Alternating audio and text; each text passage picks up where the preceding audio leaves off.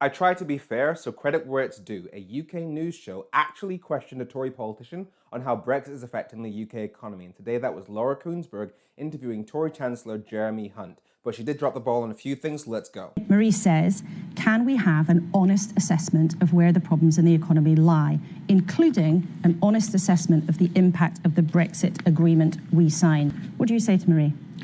Well, Brexit is a big change that the country voted for.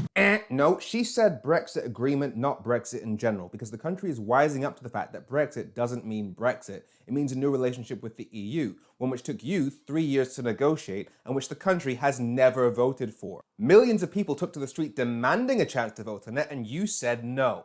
Whether it's a success or not is up to us. Again, a total lie, because the government already analysed all the possible ways of doing Brexit in 2018 and found that no matter what they did, no matter what deal they negotiated, any Brexit would make the UK poorer, so it cannot be a success.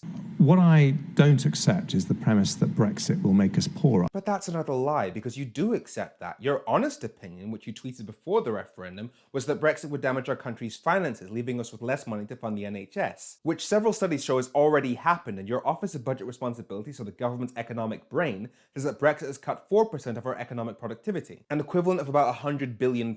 So your honest opinion is that Brexit makes us poor. Your government analysis says that Brexit makes us poor. You're simply lying to the people on national TV. We're the only major economy that has made it harder for businesses to trade with our nearest trading partner. I'm not saying it was the right thing or the wrong thing, it's what people decided. No, Laura, that's simply wrong, because if you asked most Leave voters in 2016, they would have said that Brexit would not create barriers to trade. And because the 2016 referendum didn't specify which new relationship we'd have with the EU, whether there be trade barriers or not, the only chance we've had to say what sort of relationship we want were the two elections that followed. And in both of those elections, the majority of votes went to parties that were promising to maintain all the benefits of the EU single market. So no, the people have never voted for trade barriers. I don't deny there are costs to a decision like Brexit, but there are also opportunities. Translation, we've damaged the economy, but it might get better. And his excuse for why that hasn't happened yet? We had a once-in-a-century pandemic, which has meant the process of outlining what the opportunities are has taken longer.